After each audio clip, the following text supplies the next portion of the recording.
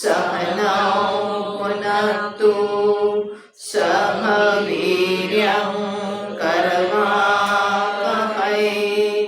तेजस्विनावधीतमस्तु मा विद्विषावहै। ॐ शान्ति शान्ति शान्ति।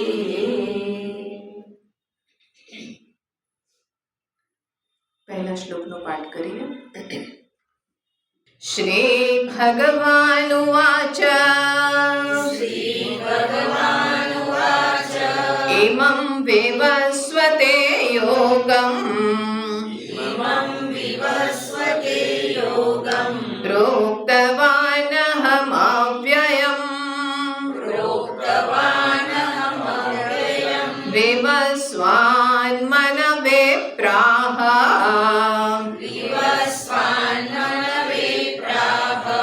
मनुरिक्ष्वाकवे ब्रवीत् एवं परम्परा प्राप्तम्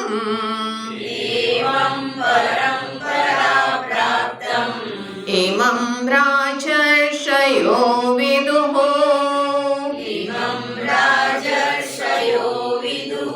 सकाले नेह महता योगो नष्टः परन्तप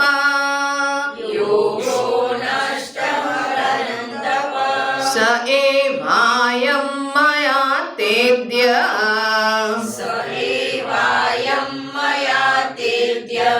योगः प्रोक्तः पुरातनः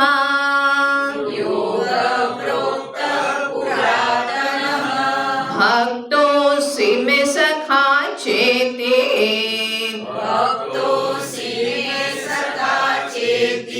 रहस्यं ह्येतदुत्तमम्।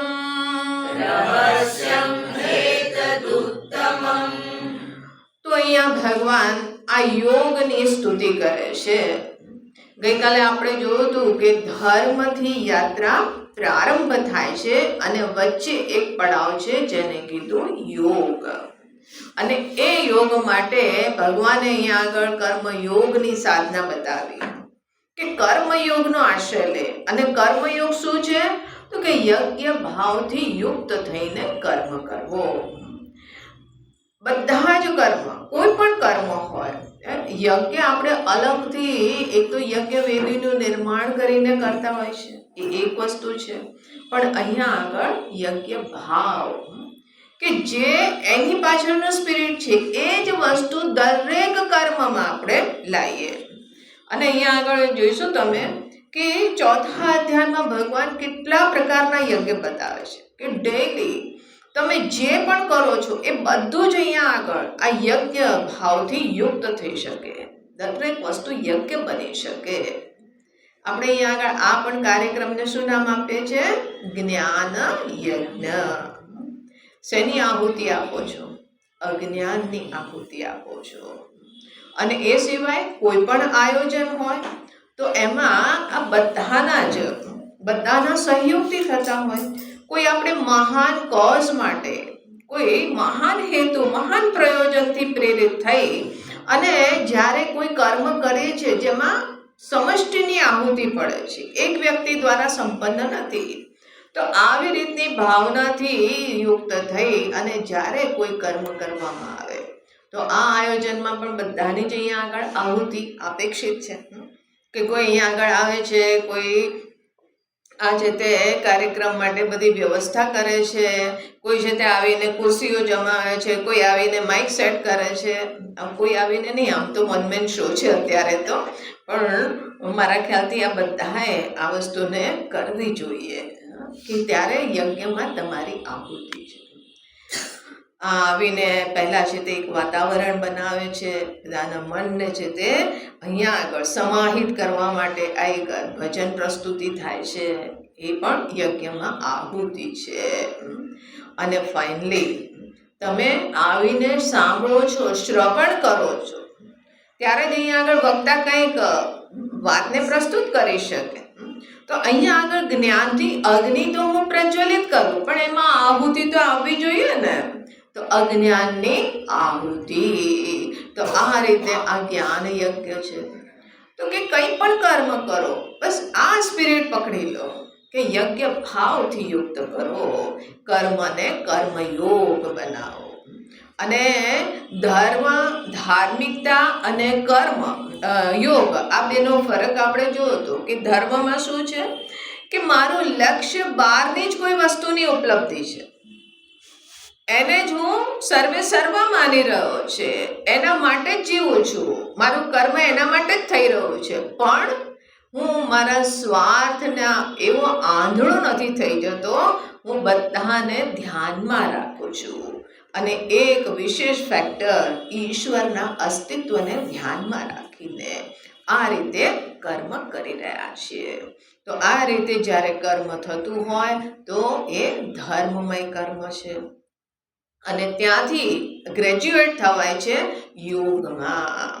કે યોગમાં કે જ્યાં ધીમે ધીમે મારી અંદર આ સંવેદના જાગતી ગઈ કે કોઈ જથે ઈશ્વર છે જે મારી ઉપર કૃપા વરસાવી રહ્યો છે, એમની કરુણા મારી ઉપર છે, એને કારણે મારું જીવન ચાલી રહ્યું છે, મારી આવશ્યકતાઓની પૂર્તિ થઈ રહી છે, મારે કંઈ માંગવાની જરૂર નથી પડતી, હું જે માંગુ છું એના કરતાં કંઈ ઘણું મને મળે છે.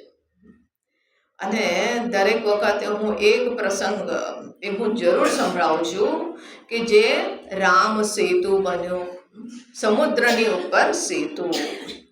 તો કેટલા અહીં આગળ બંદર ભાલુ બધાએ પોતાની આહુતિ આપી, એક સેતુનું નિર્માણ થયો, સુંદર એવો પુલ બની ગયો અને બધા પોતાની જાતને ધન્ય સમજે છે. અને એમાં એ પેલી એક નાનકડી ખિસકોલી, એ ખિસકોલી પણ આવીને પોતાની આહુતિ આપે છે.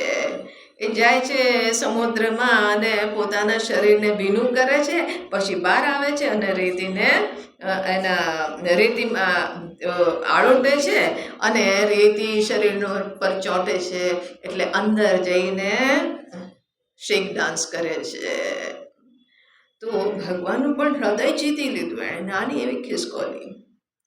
તો અહીંયા જોઈએ કે બંદર ભાલુ આ બધાએ જ તે પોતપોતાની આહુતિઓ આપી અને આ રીતે એક સેતુ નિર્માણ થયું. અને બધા પોતાને બહુ ધન્ય સમજે છે કે પ્રભુની સેવામાં અમે કાંઈક કર્યું.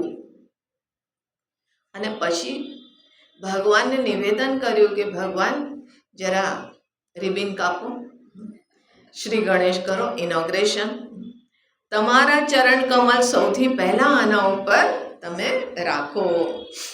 જ્યાં ભગવાને, અને બધા ખુશ હતા કે આપણે આ સેતુ બનાવ્યો છે, હવે તો ફટાફટ કોઈ ધડાધડી નહીં કરવી પડે, ફટાફટ જો છે પહોંચી જઈશું. પણ કલ્પના નથી કે આટલા સેતુની ઉપર સેના એક સાથે જાય તો કેટલા લોકો જઈ શકશે. ત્યાં આગળ કોઈ રાહ થોડી જોશે કે બધા આવી ગયા, તમારી સેનાના બધા આવી ગયા છે, જો આવી ગયા હોય તો હવે આપણે યુદ્ધ શરૂ કરીએ. અને પછી કીધું 1 2 3 ફાયરિંગ શરૂ. કે એવું ત્યાં આગળ થોડું એ હતું, કોઈ એવી નહોતું. એ તો રાક્ષસ તો તૈયાર બેઠેલા હતા, આવે તો એક એકને ગાજર મૂલીની જેમ ચાવી નાખીએ. એ લોકોને તો કલ્પના નથી કે એના શું આગળ કોન્સિક્વન્સીસ હોઈ શકે, કે આપણે આ સેતુ પરથી ફાઇનલી પહોંચીશું. તો પણ ઉત્સાહ હતો ભગવાનની સેવાનો. ભગવાને જ્યાં એના ઉપર ચરણ કમલ રાખ્યા તો અંદર સમુદ્રના બધા જ જીવ, જેટલા પણ ક્રિચર્સ હતા, બધા ઉપર આવી ગયા અને આવીને હાથ જોડીને નિવેદન કરે છે કે ભગવાન અમને પણ સેવાનો અવસર આપો. હવે આ બધા જોવે છે, જામવંતજી જોવે છે કે સમુદ્ર ક્યાં છે. આ તો અહીંયા આગળ એક વિશાળ પુલ જેવો થઈ ગયો, કોઈ અમારો સેતુ તો ક્યાં ગાયબ થઈ ગયો, દેખાતો જ નથી. હવે ભગવાનને કહે છે કે ભગવાન આ કામ તો તમે પહેલા પણ કરી શકત. તો કહે છે કે ના, તે મને પગ મૂકવા માટે એક જગ્યા આપી, તે મને અહીંયા આગળ અ, અવસર આપ્યો, તે કર્મ કર્યું, તું કર્મ કરે ત્યારે તો હું તને કર્મ ફળ આપું. તો આ તો છે તે તારા કર્મનું ફળ છે. આ તો અને એટલા માટે જોઈએ કે કર્મ આપણે કર્યું એના અનુપાતમાં ફળ નથી મળતું, એનાથી કંઈ ઘણું આપણને મળતું હોય છે. પણ આપણે હું કરું એ જ અજ્ઞાનતા, શકટનો ભાર જેમ શ્વાન તાણે. આપણે સમજીએ છીએ કે હું કરી રહ્યા છે.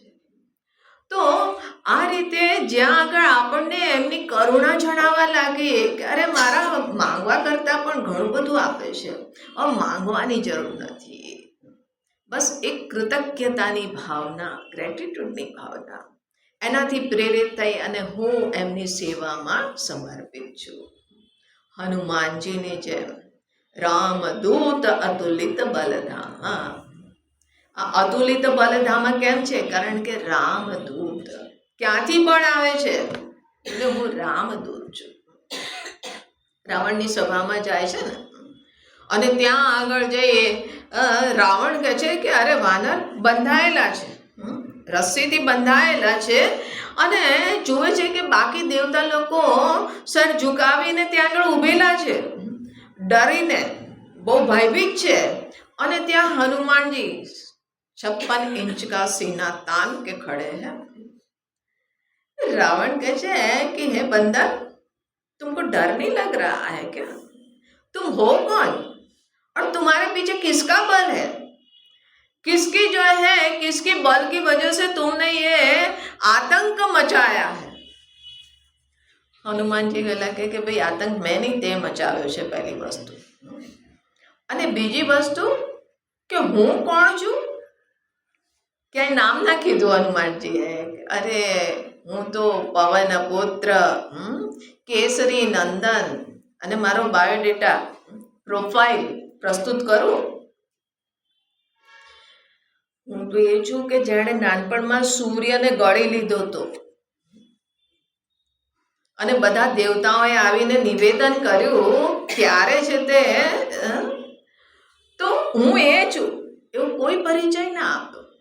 મારું આ સામર્થ્ય છે, હું સુરસાને પાસેથી પણ એને પણ હરાવીને એનો આશીર્વાદ લઈને આવ્યો છું, મેં લંકિનીને ખતમ કરી દીધી. આવો કોઈ એમણે પરિચય ના આપ્યો. શું પરિચય આપ્યો? તો કહે છે કે હે રાવણ,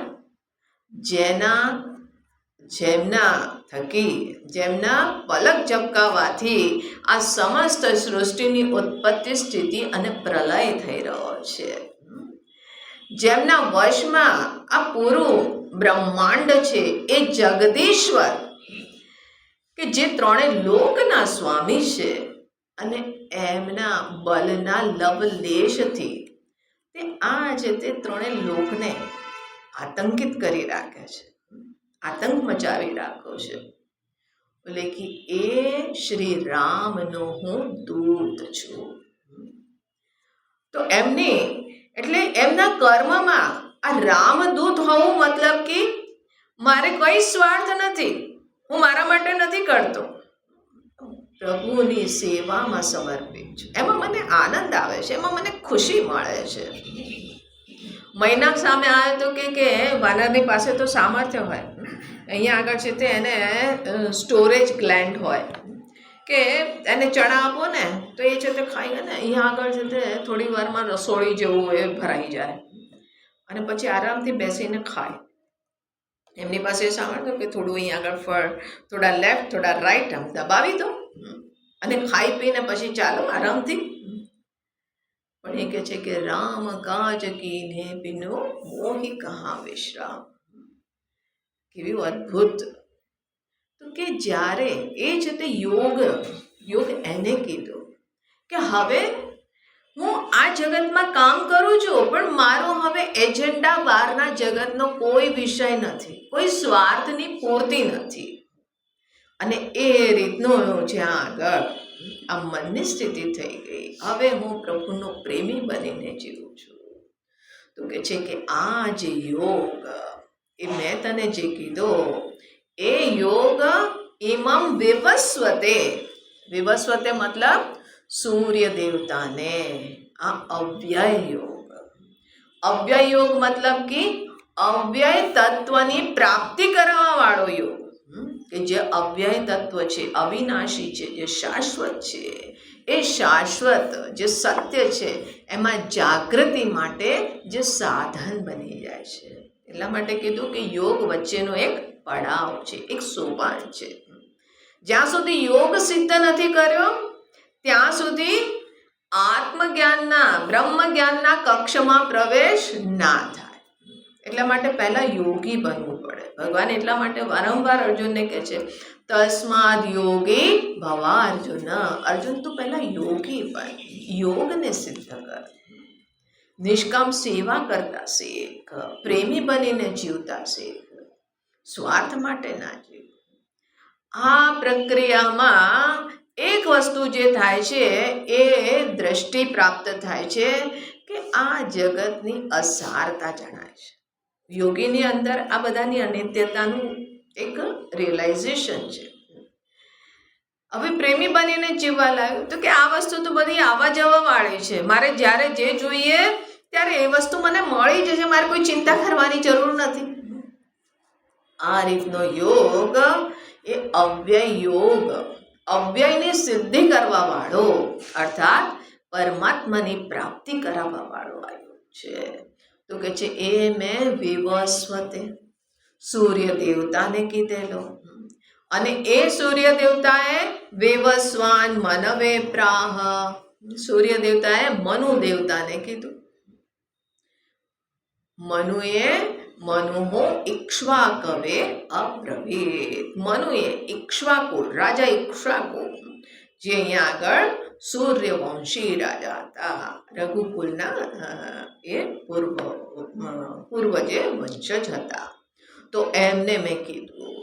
હવે જુઓ અહીંયા આગળ સૂર્ય દેવતાનો દ્રષ્ટાંત આપે છે. સૂર્ય દેવતા કર્મયોગીનું સૌથી સુંદર દ્રષ્ટાંત છે. પહેલી વસ્તુ તો સૂર્ય દેવતા તો સાક્ષાત બ્રહ્મ સ્વરૂપ છે, નારાયણ, સૂર્ય એવ નારાયણ, એટલે આપણે સૂર્ય નારાયણ કહેતા હોઈએ ને. એમનો કોઈ સન્ડે હોય છે? સન્ડે હોવાનો મતલબ જ એમનો દિવસ છે. અચ્છા, મંડે ટુ સેટરડે બોલે કે કોઈ નો હોલિડે. જરા ન્યૂ યરમાં થોડી જશ્ન મનાવવા માટે થોડી હોલિડે મનાવી દો, નો હોલિડે. એ બધું તમને સોંપ્યું. કેવું સતત પરિક્રમા કરી રહ્યા છે, સૂર્ય ભ્રમણ કરી રહ્યા છે. તમે કહેશો કે નહીં નહીં, અમારે સાયન્સમાં તો એ ભણવામાં આવ્યું કે સૂર્ય નથી ફરતો, પૃથ્વી ફરે છે. પણ આપણા શાસ્ત્રો શું કહે છે? સૂર્ય ભ્રમણ કરી રહ્યો છે. તો હવે આ સાચું કે એ સાચું? બંને સાચું. હા, સૂર્ય છે તે એની આસપાસ પૃથ્વી ભ્રમણ કરી રહી છે, પણ સૂર્ય પૂરી ગેલેક્સી કોઈકને પરિક્રમા કરી રહ્યો છે, સતત મૂવ કરી રહ્યો છે. અહીંયા આગળ સતત અહીંયા ભ્રમણ થઈ રહ્યું છે. અને સૂર્ય કે પૂર્વ દિશામાં ઉદિત થાય છે, પશ્ચિમમાં આથમે છે. તો આપણે એવી રીતનું કહેતા હોય છે. આ જે છે એક ચાલી રહ્યું છે સાયકલ. તો કહે છે કે આ સૂર્ય દેવતા, એનાથી શિક્ષા પ્રાપ્ત કરો. કે કર્મયોગીનું એક બહુ જ સુંદર જ્વલંત દ્રષ્ટાંત છે જ્ઞાની માટે પણ, કે અહીંયા આગળ કરી રહ્યા છે, પણ એ કહે છે હું કંઈ જ નથી કરતો. સૂર્ય દેવતા, તમે આ છે તે સૂતેલાને જગાડો છો, આ સુંદર પુષ્પને ખીલવો છો. સૂર્ય દેવતાના આવવાથી કમળ ખીલી જાય છે. કુમુદીની રાતે ખીલે છે ચંદ્રમાંથી, પણ કમળ સવારે ખીલે છે. સૂર્ય દેવતા આવે છે અને ચીડિયા પક્ષીઓનો કલરવ શરૂ થઈ જાય છે. એટલું મધુર ગાન કરી રહી છે. સૂર્ય દેવતાના અભાવમાં આ સૃષ્ટિનું સંચાલન ઠપ થઈ જાય, વિનાશ થઈ જાય, પ્રલય થઈ જાય. સૂર્ય દેવતા હા હા, અમે તો બહુ સ્તુતિ જાણી સાંભળી છે. સૂર્ય દેવતા વિટામિન ડી આપે છે, અમને સ્વાસ્થ્ય લાભ પ્રદાન કરે છે. સૂર્ય દેવતા અમારા કપડાં સૂકવે છે. અમે સૂર્ય દેવતા કેટલા બધા કામ કરે છે ને આપણા. સૂર્ય દેવતા તમારા ખૂબ ખૂબ આભાર. શેનો આભાર માને છે? અરે તમે મારા કપડાં સૂકવી દીધા. તો સૂર્ય દેવતાને આપણે ક્લોથ ડ્રાયરની રૂપે પણ એની સ્તુતિ કરી શકીએ. સૂર્ય દેવતા કહે છે કે હું તો કાંઈ જ નથી કરતો. અરે તમે આવ્યા ને, હું प्रकाश થઈ ગયો, उजाला हो गया. सूर्य देवता के कौन से उजाले की बात करते हो? हम तो जहाँ जाते हैं वहाँ पे यही आलम होता है, यही नज़ारा देखते हैं. एक बार नारद जी कीधु सूर्य देवता ने, सूर्य देवता अभी तक आप कुंवारे हैं, आपने शादी नहीं करी. बोले अरे कोई अच्छी कन्या ही नहीं मिली. बोलते हैं कि मेरी नजर में है एक बढ़िया कन्या. बोले अच्छा बताओ कौन है, क्या है, कहाँ है, देखे तो सही. उनका नाम है निशा. बहुत सारे नाम है, रजनी, निशा. वो जो है वो कहाँ है? बोले कि वो उस पार है, ये पृथ्वी के उस पार है. ऐसा? हाँ, हम तो घूम रहे हैं, चलो चक्कर मार लेते हैं. હવે સૂર્ય દેવતા ત્યાં પહોંચ્યા તો કે કहाँ है? બોલે उस पार चली गई. હવે જ્યાં આગળ સૂર્ય દેવતા જાય ત્યાં આગળ કોઈ રાત થોડી ટકે. અને કે છે કે સૂર્ય દેવતા ત્યારથી છે તે અહીંયા આગળ ટ્રીપ પર લાગી ગયા છે એ નાના છોકરાને સમજાવવા માટે. સૂર્ય દેવતાને કોઈ છે તે એવું પ્રલોભન નથી કે મારે अरे राम मैं तो कंवारा रह गया, अब तो जो है चाहिए कोई. बोले मस्त છે, ખુશ છે. એ સૂર્ય દેવતા એમનાથી આ જ્ઞાન મનુને મળ્યું, મનુથી ઈક્ષ્વાકુને. અને હનુમાનજીના ગુરુ પણ સૂર્ય દેવતા છે. હનુમાનજીને જ્ઞાન આપવાવાળા સૂર્ય દેવતા છે. હનુમાનજી સૂર્યને ગળી ગયા તો એની પાછળ શું આશય છે? હનુમાનજીને ભૂખ લાગી હતી. તો ભૂખ લાગી હતી, બોલે કે કઈ ભૂખ હતી? એમને કોઈ પેટની ભૂખ નથી, એમને જ્ઞાનની ભૂખ હતી. જ્ઞાનની ભૂખ માટે પ્રકાશ જોઈએ, એટલા માટે. તો એ છે તે સિમ્બોલિક વસ્તુ છે. પણ અહીંયા આગળ ભગવાન કહે છે કે એવમ પરંપરા પ્રાપ્તમ. આ રીતે પૂરી પરંપરાથી જ્ઞાન આવ્યું છે. અને જે એક પરંપરાથી જ્ઞાન પ્રાપ્ત થતું હોય એ પ્રામાણિક હોવાનું. હમણાં ટ્રેનમાં મને એક છે તે બેન મળી. એનું એક કોઈ સંપ્રદાય, હું નામ નહીં લઉં, એ સંપ્રદાયથી જોડાયેલી હતી. અને મને કે હું નાનપણથી એમાં છું. મને કે તમે ક્યારે એનો સ્ટડી કરો છે? મેં કીધું ના. તો કે નહીં, એનો સ્ટડી કરવા જેવો છે. ડીપ સ્ટડી તમે નથી કર્યો ને એટલે તમને ખબર નથી એની બાબતમાં. મેં એને કીધું કે બેન તમે વેદાંતનો ને ગીતાનો સ્ટડી કરો છો? તો કે ના. મેં કીધું એનો કરવા જેવો છે.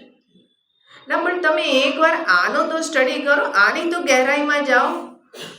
મેં કીધું વેદાંતના એટલા ગ્રંથો છે કે એને એ છે તે સ્ટડી, એના અધ્યયન અધ્યાપનમાં જ તે પૂરું જીવન સમાપ્ત થઈ જાય. અને એમાં એવા રમી રહ્યા છીએ કે હવે બીજી કોઈ પ્યાસ જ નથી રહી. આ ઠહેરાવ આવી ગયો, બીજા કંઈની જરૂર જ નથી. તો કે નહીં, તો છે તે ઈગો કહેવાશે. મેં કીધું જે કહેવું હોય એ કહો.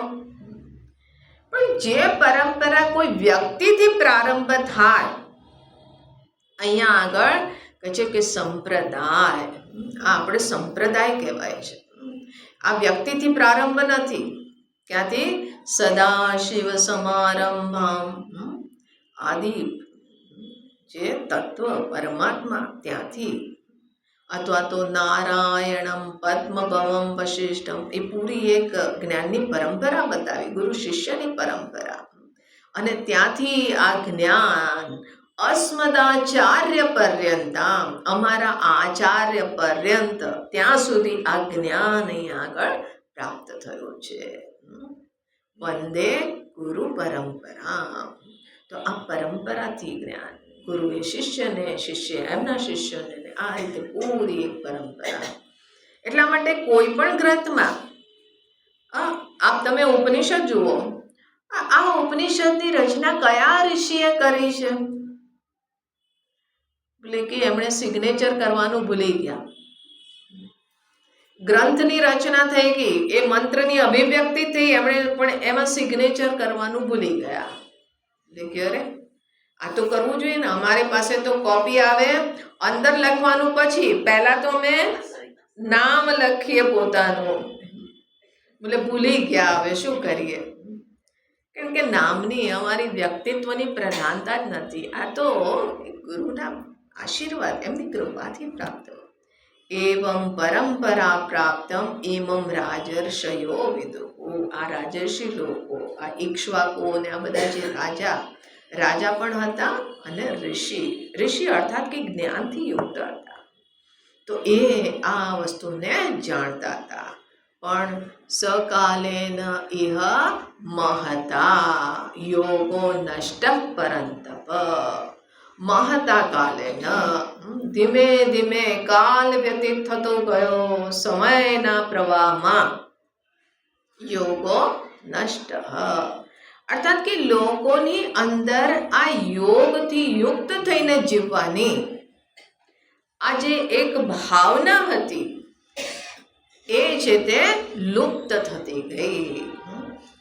અને આમે જુઓ કે કોઈ પણ કોમ્યુનિકેશન હોય, કોઈકે એક્સપેરિમેન્ટ કર્યો કે લોકોને લાઈનથી ઊભા રાખ્યા અને સૌથી લાસ્ટ વ્યક્તિને એણે કંઈક મેસેજ આપ્યો.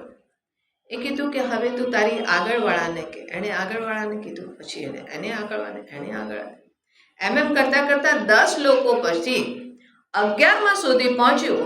તો પેલાએ ત્યાં આગળ મેસેજ આપેલો કે એ છે તે બીમાર થયા, હોસ્પિટલમાં ગયા, કોમામાં ગયા અને પછી પાછા આવી ગયા. પણ અહીંયા આગળ પહોંચતા સુધી રામ નામ સત્ય રહ્યા.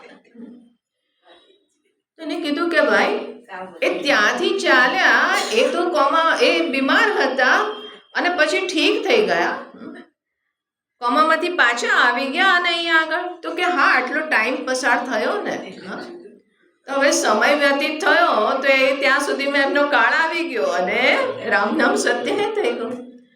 તો તું છે ને કે જ્યાં આગળ કોઈને તમે કીધું હોય કે ભાઈ આ મેસેજ ત્યાં આગળ પહોંચાડતો, ભગવાન જ માલિક છે. એટલા માટે ક્યારેય વાયા છે તે કોઈ મેસેજ ના પહોંચાડવો જોઈએ. નહીં તો અહીંયા આગળ તમે કહો બીમાર છે અને એ કહે છે કે બિચારા એ બિલકુલ મરણ પથારીએ છે અને એ ત્યાં આગળ જેમ કે મરી ગયા, ક્રિયાકર્મ પણ થઈ ગયો. તો આવી રીતની વિડંબના થાય અને અહીંયા આગળ પણ આવું જ કંઈક થયું. ધીમે ધીમે લોકોમાં, હવે આપણે પણ અહીંયા આગળ જોઈએ છીએ કે શરૂઆત ક્યાંથી થાય છે અને પછી ધીમે ધીમે સ્વાર્થ મનમાં આવી ગયો અને એ કરતાં કરતાં હવે ક્યાં આગળ પેલા શાંતનુ મહારાજ અને પછી આગળ પરંપરા ચાલી અને આ ધૃતરાષ્ટ્ર, દુર્યોધન કે કેવું છે તે મતિ એમની ભ્રષ્ટ હતી.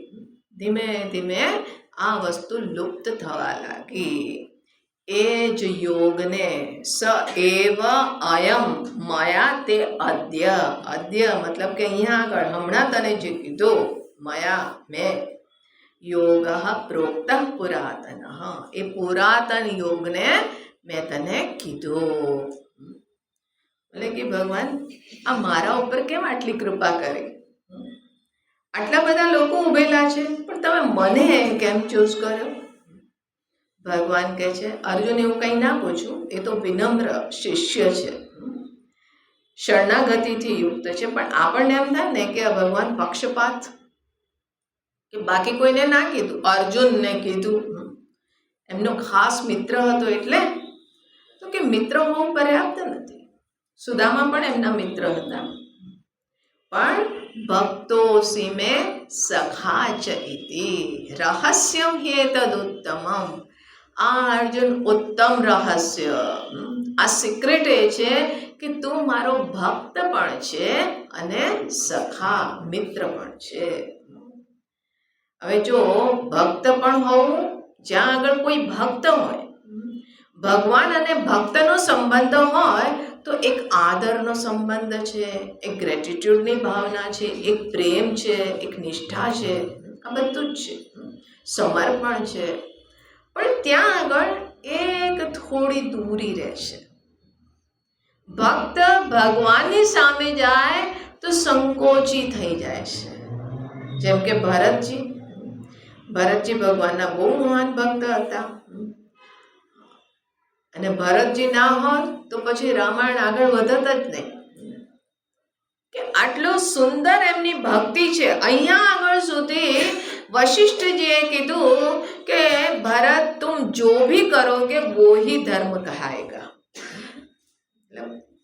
तुम्हारा हर एक कार्य ही धर्ममय है, तुमको हमसे आज्ञा लेने की जरूरत ही नहीं है. તો આવા ધર્મનિષ્ઠ ભક્ત કે ભગવાનની ચરણ પાદુકા એમના શિર પર ધારણ કરી અને એમને સિંહાસન પર મૂકેલી છે, એમના ચરણોમાં બેઠેલા છે, પણ ભગવાનની સામે ગયા તો બોલતી બંધ, સંકોચમાં પડી જાય છે. ત્યાં આગળ ઓપન અપ નથી, મનની વાત કહેવામાં સંકોચ છે.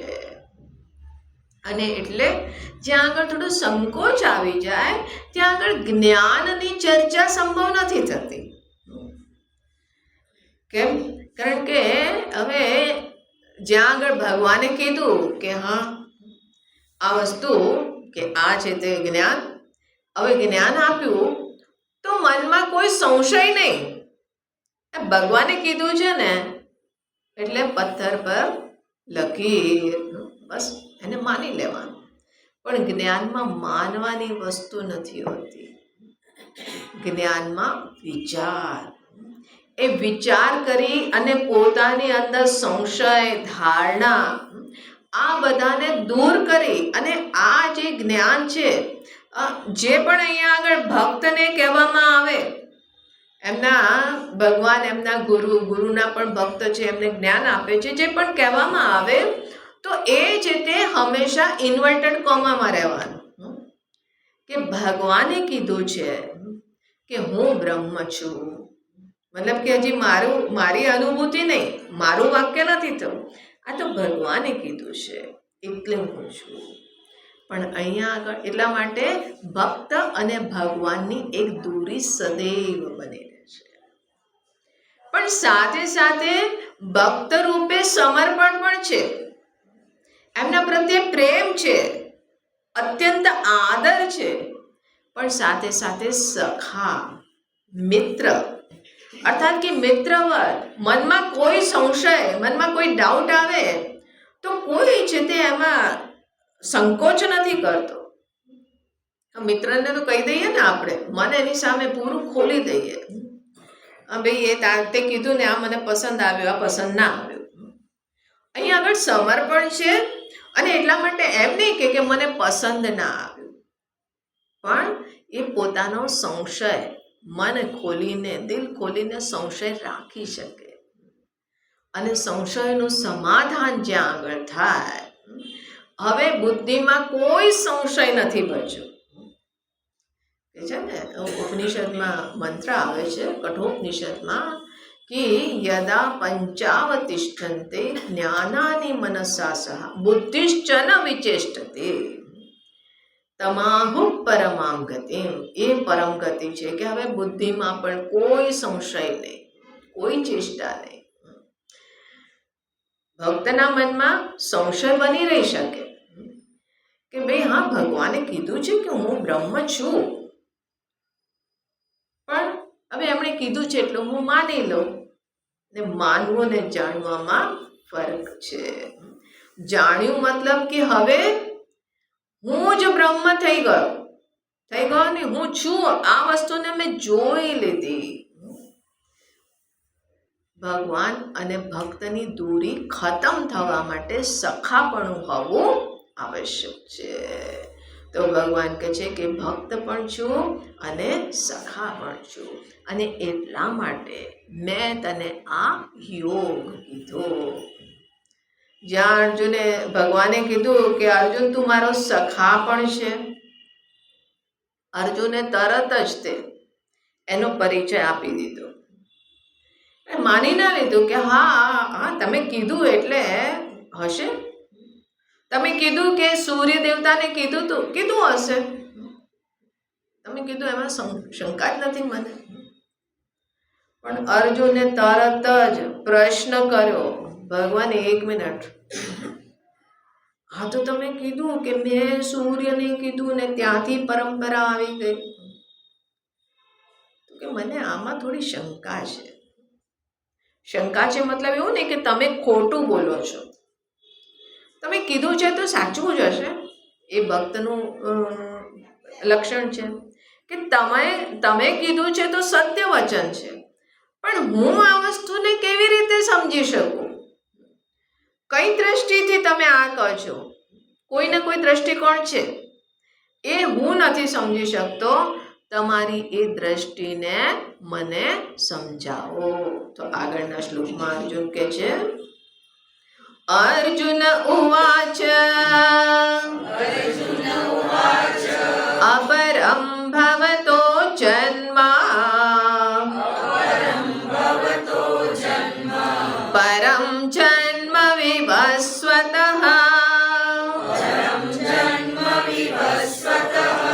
કથમેતદ્વિજાનીયામ ત્વમાદૌ પ્રોક્તવાનિતિ.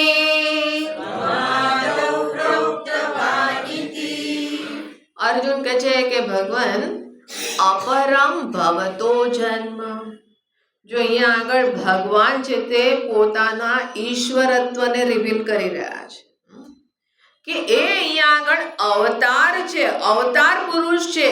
આ વસ્તુ અહીંયા આગળ કોમ્યુનિકેટ થઈ રહી છે.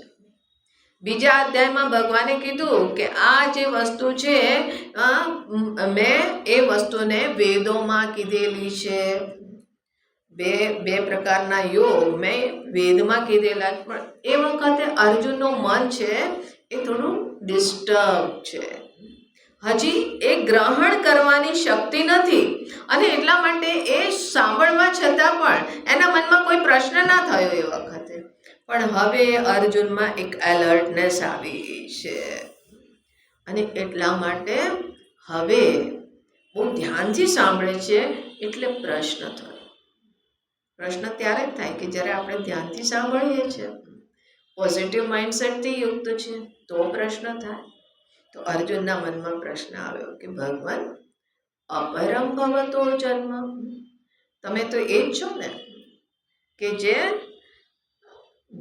દેવકીના ગર્ભથી ઉત્પન્ન થયા અને ગોકુળમાં મોટા થયા, માખણની ચોરી પણ કરી, સાંદીપની ઋષિના આશ્રમમાં અવંતિકા નગરીમાં ઉજ્જૈનમાં એ ભગવાને જ્યાં આગળ સંદીપની ઋષિના આશ્રમમાં અધ્યયન કરેલું એ સ્થાન બનેલું છે. એમની પાસે તમે અધ્યયન કરેલું, હું તો તમને જાણું છું. તો તમારો જન્મ તો અપરમ, મારા કરતા કોઈ બહુ મોટા નથી, બલકે એવું કદાચ તે અર્જુન કરતા ભગવાન નાના હતા. અપરમ ભવતો જન્મ, તમારો જન્મ તો હમણાં જ થયેલો છે. પરમ જન્મ વિવસ્વતઃ, સૂર્ય દેવતા બોલે કે એ તો સૃષ્ટિની આદિમાં હતા. સૃષ્ટિની આદિમાં હતા અને તમે આવી મોટી મોટી વાતો કરો છો. એવું ના કીધું ભગવાન કે આ ડીંગે હાંક રહે હે, ઠંડા પોરની ફેંકી રહ્યા છો, બોલે નહીં.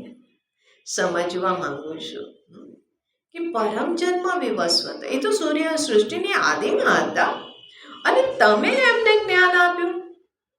કથમે તદ્વિજાનીયામ, એ હું કેવી રીતે સમજું કે તમે આદૌ પ્રોક્તવાનિતિ, તમે આ જ્ઞાન આપેલું છે. તો અર્જુને તરત જ પ્રશ્ન કર્યો, બોલે કે મનમાં કોઈ વાત ના રાખવી જોઈએ. કે જો મનમાં પ્રશ્ન બની રહેશે તો આગળ નહીં વધાય. એકવાર મેં ભૂલથી પ્રવચનમાં મેં કીધું કે જુઓ આવી રીતે અનેકો ભગવાને કંઈક એવી રહસ્યમય વાત કીધી. મેં કીધું કે ઘણી વખત આવી પહેલી આપણે બુજાવતા હોય ને, ઉખાણા પૂછતા હોય ને कि वो कौन सी चीज है जो आधा फूल है आधा फल है, गोल गोल है,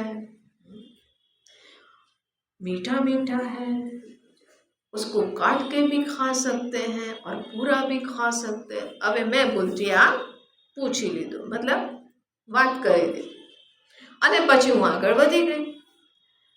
પૂરું પ્રવચન થઈ ગયું. પ્રવચન પછી અંતમાં એક માતાજી આવીને કે સ્વામીજી તમે પેલું અડધું ફળ ને અડધું ફૂલ ને એવી વાત કરી એનું મેં કીધું કે હું અત્યાર સુધી 1 કલાકથી હું વિચાર કરી રહી છું. મેં કીધું તો તે પ્રવચન સાંભળ્યું કે નહીં? ક્યાંથી સાંભળ્યું?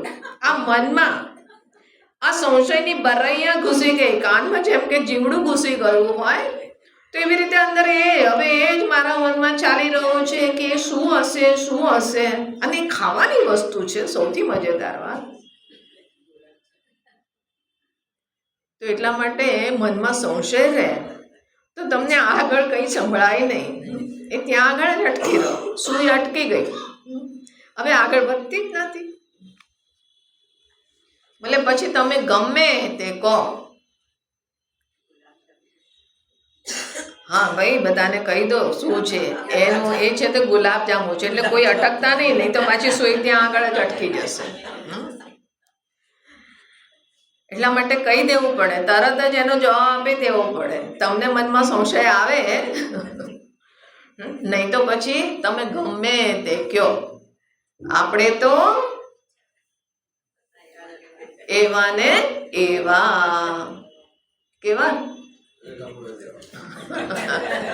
ધોયેલા મોળા જેવા. કે હવે શું કરીએ, તમે જ અહીંયા આગળ સુઈને અટકાવી દીધી, હવે આગળ વધતી જ નથી ગાડી. બ્રેક લાગી ગઈ, જેક લાગી ગયું બલકી.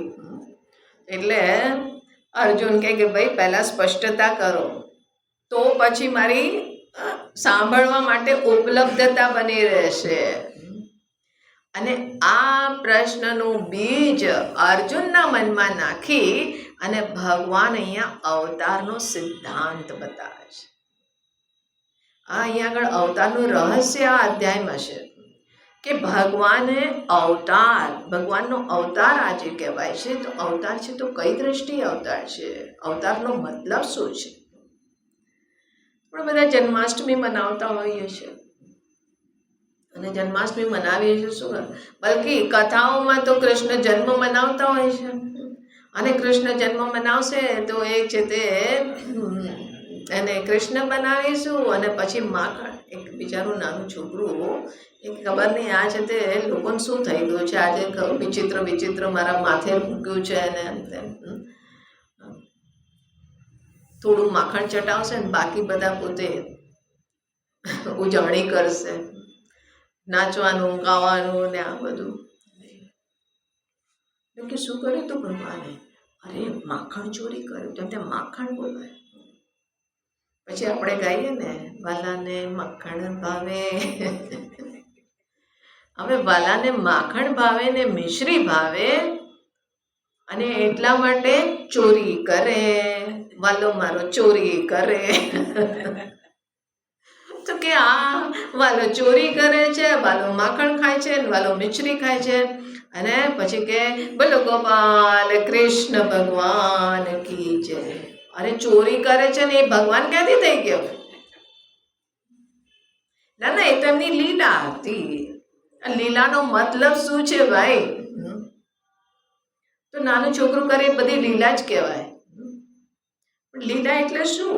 અને એને આપણે નાનું છોકરું આવું કરે તો પછી આપણે એમ નહીં કહીએ બોલો ચિંટુ ભગવાન કી જય.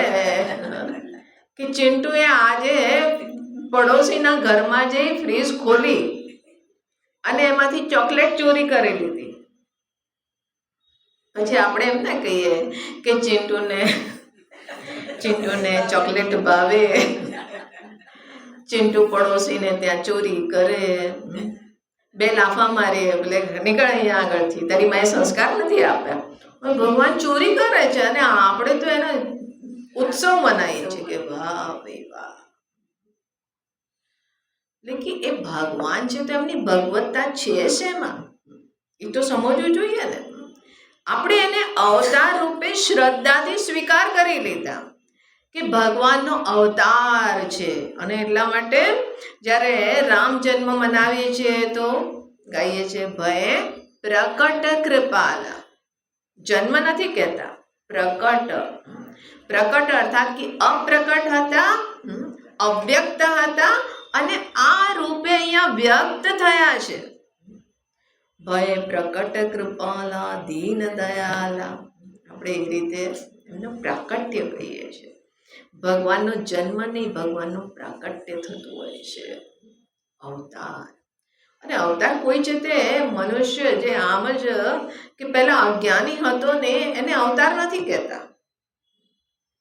એ ધીમે ધીમે આ ગુરુના ચરણોમાં બેસીને અજ્ઞાનને દૂર કરીને જ્ઞાન પ્રાપ્ત કરે છે અને એ જ્ઞાની થાય છે, પ્રબુદ્ધ થાય છે. એટલા માટે અવતાર આપણે અહીંયા આગળ કેટલા 11 અવતાર કીધા. અને એમાં કંઈક તો છે તે અંશ અવતાર, કે ભગવાનની કંઈક વિશેષ કલાને એની અંદર પ્રચુર માત્રામાં, પૂર્ણ માત્રામાં હતી અને એટલા માટે આપણે એમને એ અંશ અવતાર કહી દીધા. પણ અવતાર કહેવાય કોને? શું છે અવતાર? અવતારમાં અને એક આપણામાં બેમાં ફેર શું છે? તો ભગવાન અહીંયા આગળ આ વસ્તુ બતાવે છે કે અવતારનો મતલબ શું છે. અને આ વસ્તુ આપણે સમજ્યા તો પછી આપણા ભગવાનના પ્રત્યે ભક્તિ હૃદયથી થશે. નહીં તો કોઈ મનમાં સંશય નાખશે. હવે કોઈ નાસ્તિક વ્યક્તિ આવીને કહે કે ભાઈ આ બહુ કૃષ્ણ ભગવાનનો જન્મ મનાવો છો ને અંતે એમણે કર્યું છે શું? ચોરી તો કરી છે.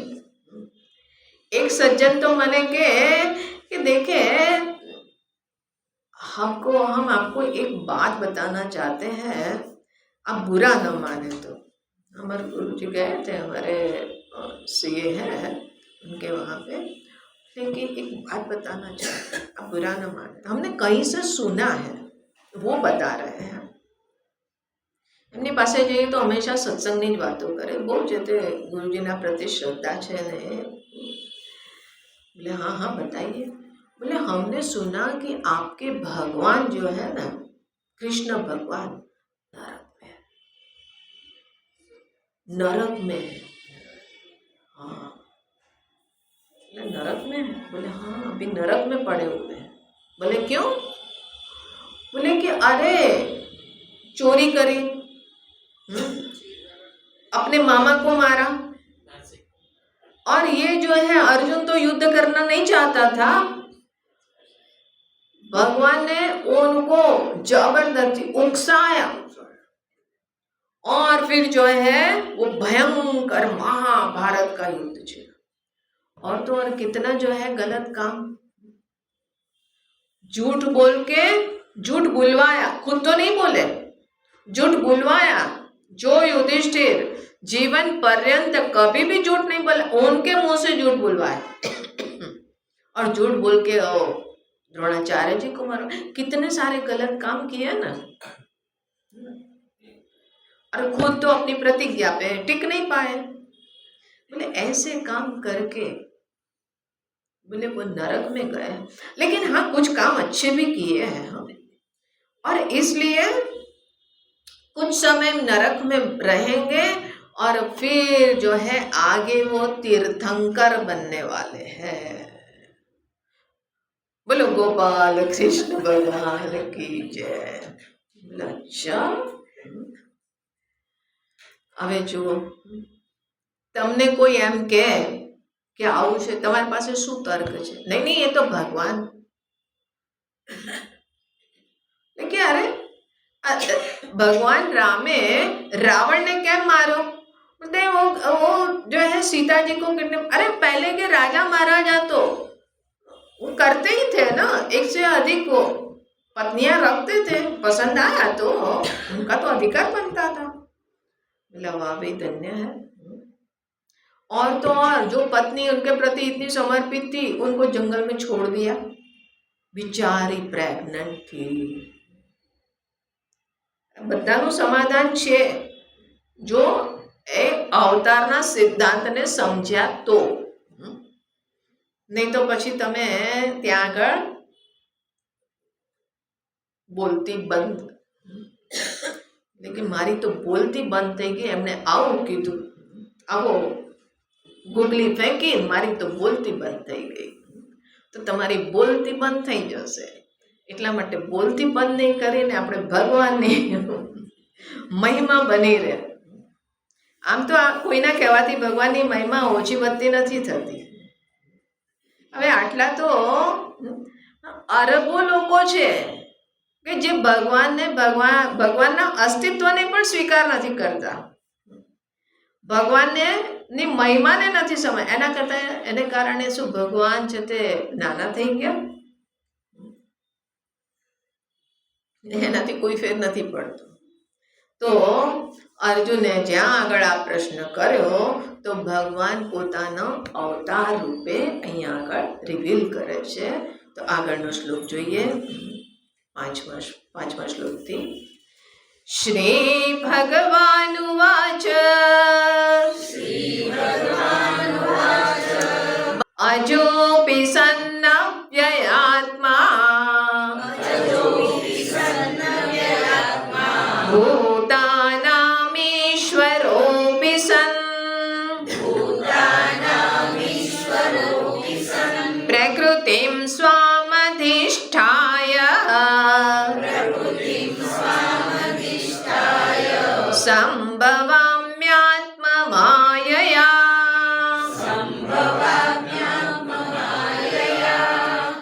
તો ભગવાન અર્જુનને કહે છે કે બહુની મે વ્યતીતાની જન્માની તવ ચાર જુન, કે મારા તો અનેકો જન્મ થઈ ગયા છે પણ તારો ચોથી જૂને જન્મ થયો, 4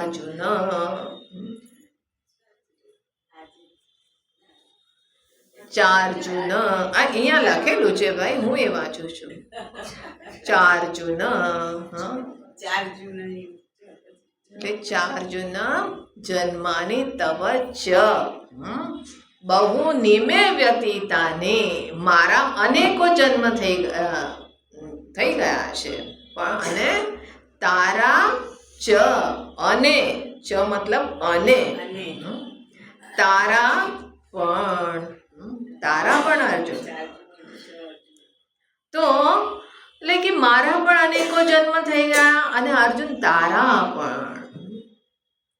આ સૃષ્ટિ અનાદિકાળથી ચાલેલી છે, કેટલા જન્મ થયા, ક્યારથી તમારો જન્મ મરણની પ્રક્રિયા ચાલી રહ્યો, આ જગત જન્મ્યું જ્યારથી ચાલ્યા જ કરું છું।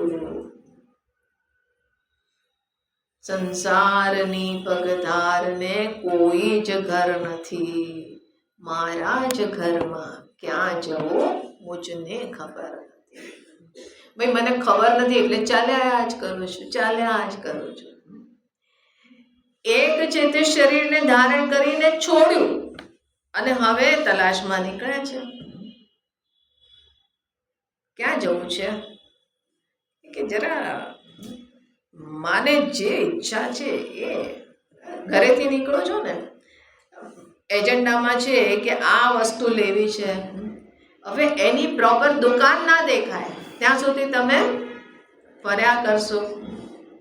હવે તો સિસ્ટમ બદલાઈ ગયો કે મોલમાં જાઓ ત્યાં આગળ બધું જ એક છતની નીચે બધું જ મળી જવાનું, પણ પહેલા કઈ આપણે માણેક ચોક ને ઢાલગરવાડ ને રતનપુર ને, તો ત્યાં આગળ જવું પડતું હતું ને ગલીઓમાં ફરવું પડતું હતું કે આ વસ્તુ જોઈએ છે તો એના માટે આ દુકાનમાં જવું છે. તો જ્યાં સુધી શોધ છે એ વસ્તુ મારા મનની જે ચાહ છે એને અનુરૂપ જ્યાં સુધી કોઈ સ્થાન ના મળે ત્યાં સુધી ભટક્યા કરીએ. એવી જ રીતે બહુની આ તારા જે જન્મ છે એવી જ રીતે થયેલા છે. જન્મ જન્માંતરની યાત્રા છે. ક્યાં જવું છે, શું જોઈએ છે, એ સામે જે પેલું ગાજર દેખાય છે ને એ જોઈએ છે. મતલબ સુખ જોઈએ છે.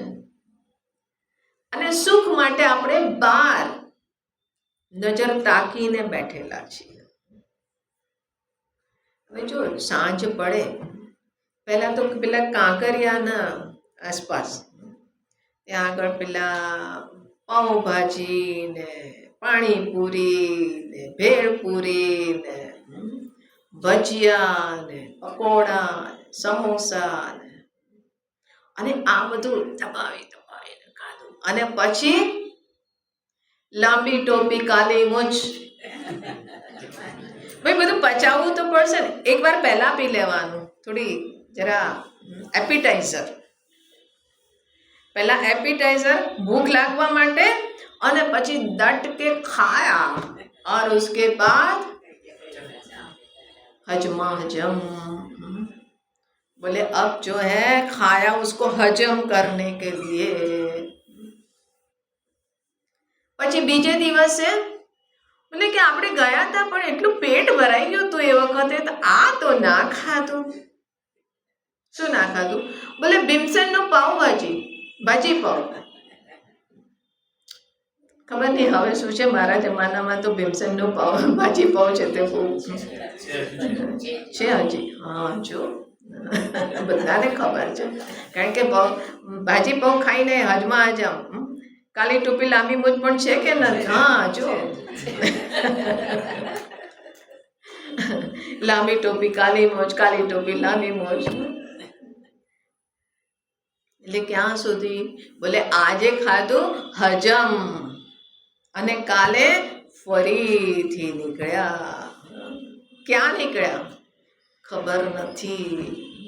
શું જોઈએ છે ખરેખર નથી ખબર.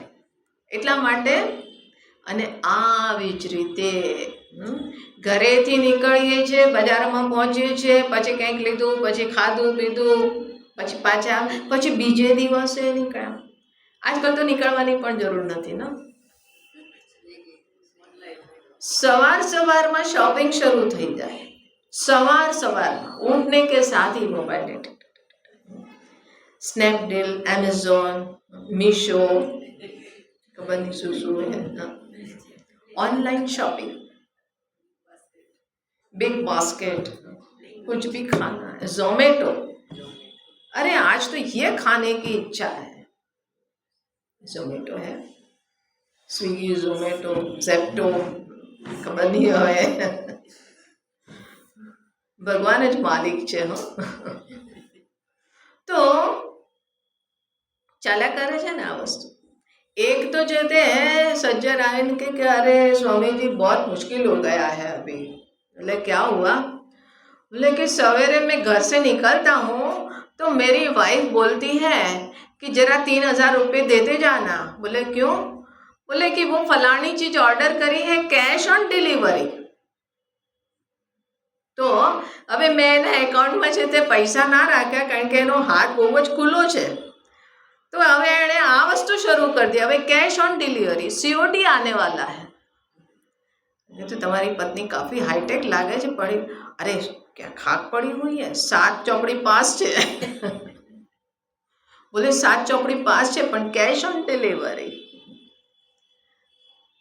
बोले कि આવું બધું રોજ જ આપણી કંઈક ને કંઈક ફરમાઈશ રહેતી હોય છે. બોલે એવી જ રીતે પછી આ શરીરના પ્રારબ્ધ ખતમ થયા પછી બીજા શરીરમાં. બોલે હજી પેલું જોઈતું હતું ને એનામાં મને છે ને તે ઉડવાની બહુ ઈચ્છા હતી પણ એમાં ઉડી ના શક્યો. અને હવે એટલે કે બાબુજી તમને ઉડવાની બહુ ઈચ્છા છે ને તો ફ્લાઇટનું રિઝર્વ કર. ના ના ના ના, બિલકુલ નહીં. યાદ છે ને, હમણાં જ જોયું હતું એર ઇન્ડિયાની. ના ભાઈ, માર નથી જો, પણ ઉડવાની ઈચ્છા તો બહુ છે. તો પછી નવી યાત્રા, નવું શરીર, બહુની તવ અર્જુન, આવા તારા અનેકો જન્મ થઈ ગયા. અને મેં વ્યતીતાની, મારા પણ અનેક જન્મ થઈ ગયા. મેં પણ અનેકો વાર જન્મ લીધા છે. બસ તારામાં ને મારામાં ફેર છે કે તાની અહમ વેદ સર્વાણી, એ બધાને હું જાણું છું, પણ ન ત્વમ વેત્થ, તું નથી જાણતો, તને નથી ખબર. કારણ કે તારો જન્મ અજ્ઞાનને કારણે થયો છે. તારો જન્મ છે તે કર્મને કારણે થયો છે, કર્મને વશીભૂત. તું ઈચ્છે કે ના ઈચ્છે, તો કર્મના માયાજાળમાં ફસાયેલો છે. તારી હજી શોપિંગ લિસ્ટ કમ્પ્લીટ નથી થઈ, હજી અધૂરું છે, હજી બહુ બધું જોઈએ છે. અને એટલા માટે પણ હું જાણું છું. કેમ? કારણ કે હું સ્વેચ્છાથી લઉં છું.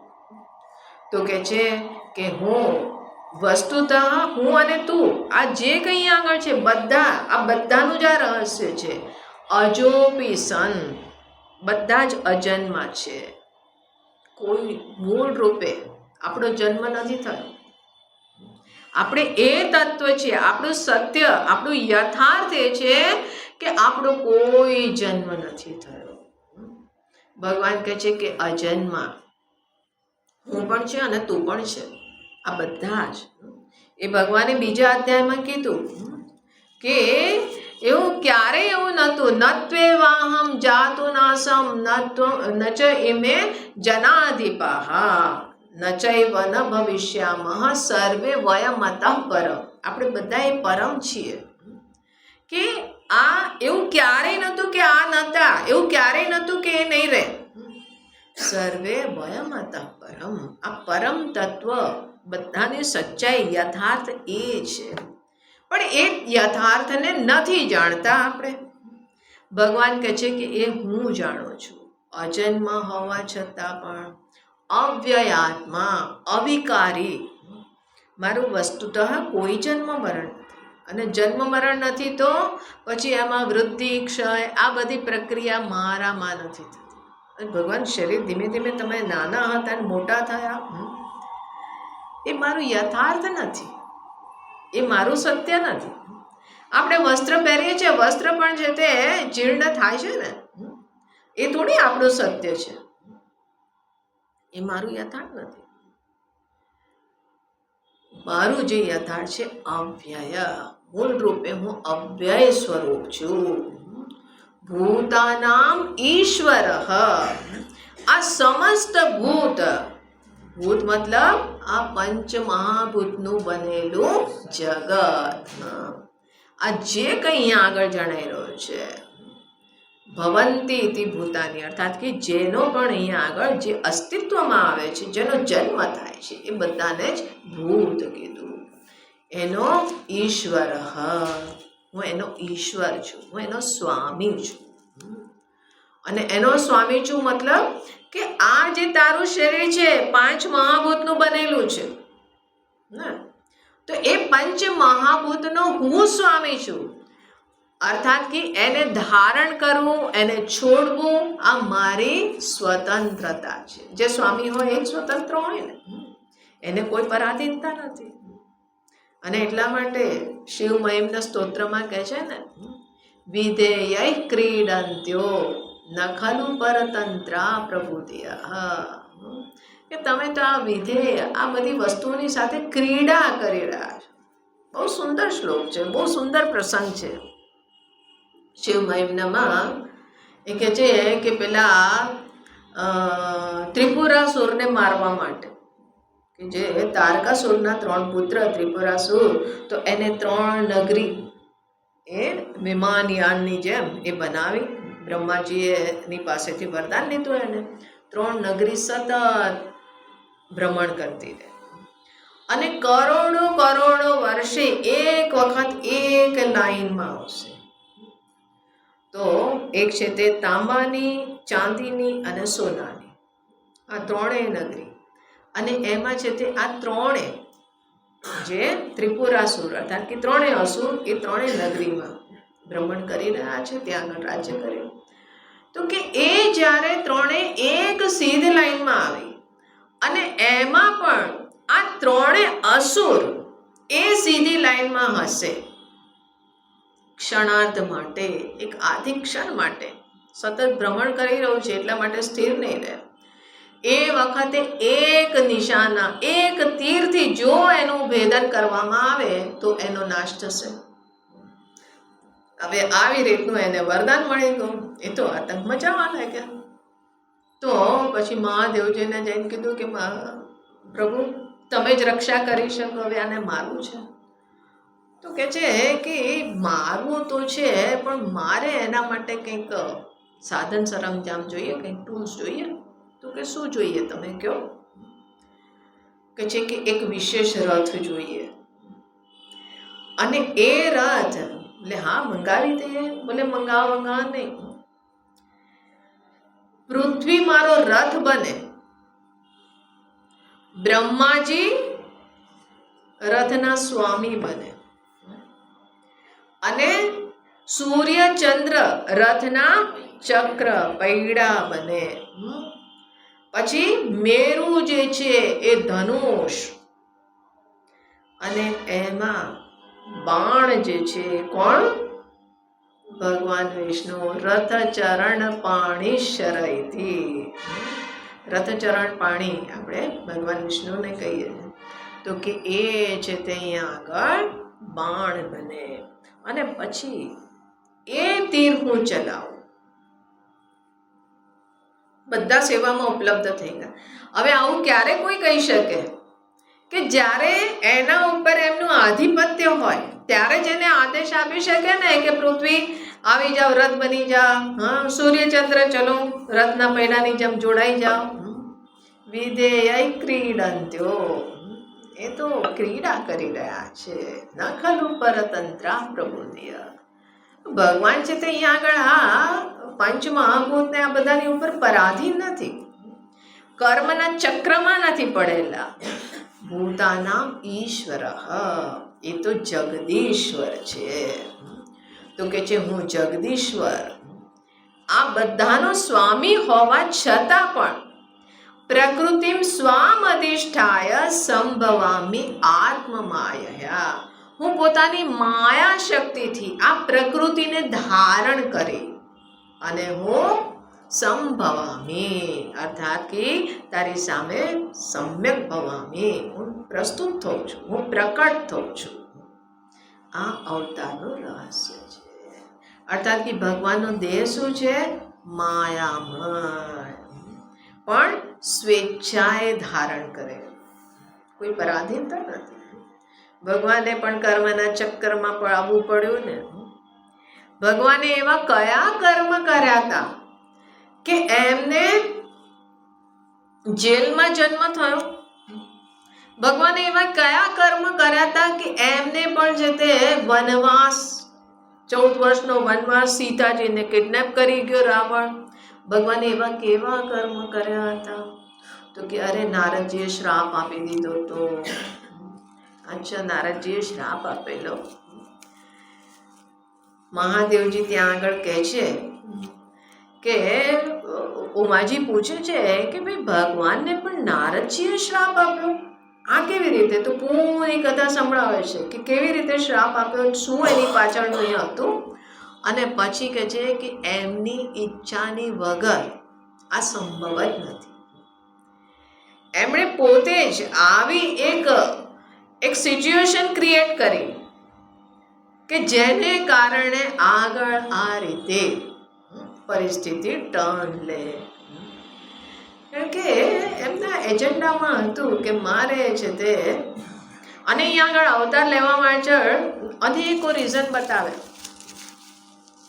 કે કદાચ અવતાર એના માટે લીધો, ભક્તોને દર્શન આપવા માટે. તુલસીદાસજી ત્યાં આગળ કહે છે ગોસ્વામીજી કે એ તો ભક્તના ઉપર કરુણા કરવા માટે, એમને દર્શન આપવા માટે. ચલો એ એક કારણ છે, પણ એથી પણ મહત્વપૂર્ણ કારણ એ છે કે ભગવાન આ જ શરીરમાં, આ જ સંસારની વચ્ચે, અહીંયા આગળ જ્યાં આગળ અનેકો અનુકૂળતા, પ્રતિકૂળતા, સુખ દુઃખ, દેવતા અસુર, આ બધા દુષ્ટ સજ્જન, આ બધા આવા લોકોની વચ્ચે આ જ સંકોચિત શરીર, વિકારી શરીર એ ધારણ કરીને આવે છે. આવી જ આપણી જ જેમ અહીંયા આગળ અનુકૂળતા, પ્રતિકૂળતા, સુખ દુઃખ, આ બધાનો અહીંયા આગળ અનુભવ કરી રહ્યા છે. પણ એવામાં પણ એ રહીને બતાવે છે કે આ જ પરિસ્થિતિમાં રહેતા રહેતા પણ તું જ્ઞાનથી યુક્ત થઈને જીવી શકે, પોતાના પૂર્ણતાના જ્ઞાનની અવેરનેસની સાથે. એટલે ભગવાનને જન્મની સાથે જ પોતાના પૂર્ણ સ્વરૂપનું જ્ઞાન છે. જે અવતાર છે એને પૂર્ણતાનું જ્ઞાન છે, હું બ્રહ્મ છું એનું એમને જ્ઞાન છે. અને પછી આગળ જે થઈ રહી છે એ લીલા છે.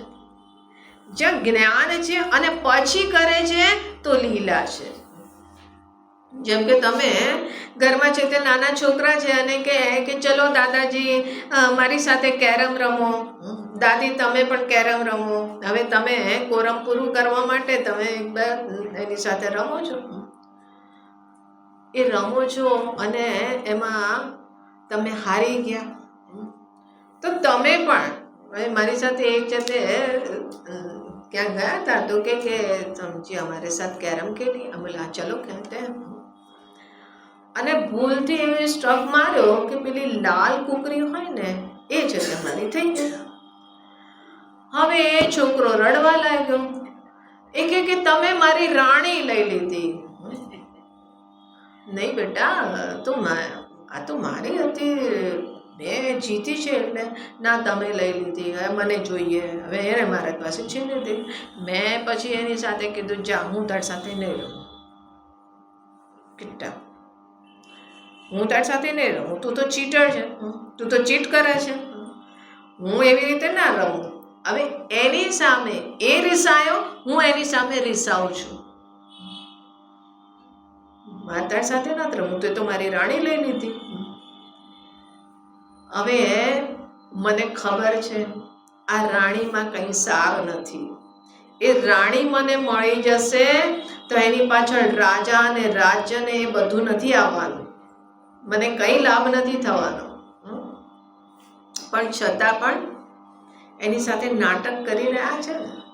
જાણીએ છે કંઈ સાર નથી, આ તો ખોટું છે, અને છતાં પણ રમી રહ્યા છીએ. ખેલ મેં થઈ રહ્યું છે. આવી રીતે તમે જ્યારે રમો છો તો એને કહી શકો કે લીલા કરી રહ્યા છે. થોડા રિસાઈ જાઓ છોકરાઓથી. નાની છોકરી ચા બનાવીને લાવી કે માતાજી તમારા માટે હું ચા લાવી. એનો છે તે પેલા નાના એવા કપ રકાબી ને એ બધું લઈને कैसे चाय इतनी कड़क चाय तो हम नहीं पीते हैं. अच्छा ठीक है हम दूसरी बनाते हैं. वो दूध खत्म हो गया, अब मैं कैसे बनाऊँ, तो हमको चाय नहीं पीनी है. अच्छा ठीक है मैं पड़ोसी के वहाँ से लेके आती हूँ. પછી એને ફરી ચાય બનાવી. इसमें इतनी शक्कर डाल दी. હવે મને ખબર છે કંઈ ચા નથી, કશું જ નથી. હવે એની સાથે રમી રહ્યા છીએ. ભગવાન પણ આપણી સાથે રમી રહ્યા છીએ. ખેલ મેં માખણ પણ ચોરી કરે છે, ગોપીઓની થોડી છેડખાની કરે છે ને ગોપીઓને મજા આવે છે.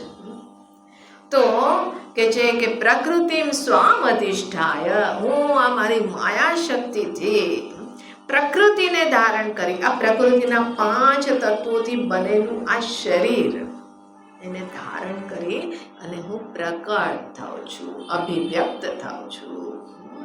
તો કે છે કે બસ આ જ અહીંયા આગળ મારી જન્મનું રહસ્ય છે.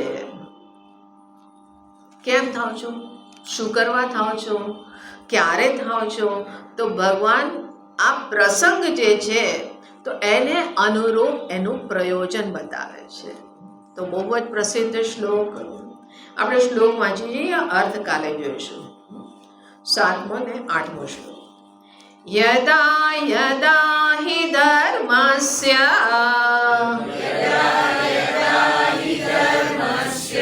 ગ્લાનિર્ભવતિ ભારત અભ્યુત્થાનમ ધર્મસ્ય તદાત્માनं સૃજામ્યહम् પરિત્રાણાય સાધૂનાં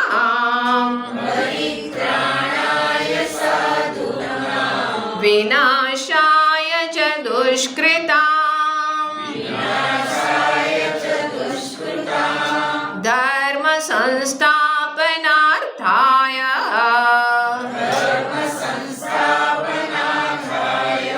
સંભવામિ યુગે યુગે.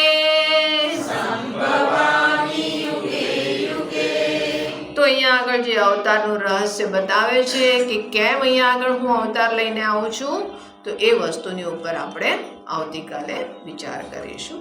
આજે ઓમ પૂર્ણમદઃ પૂર્ણમિદં પૂર્ણાત પૂર્ણમુદચ્યતે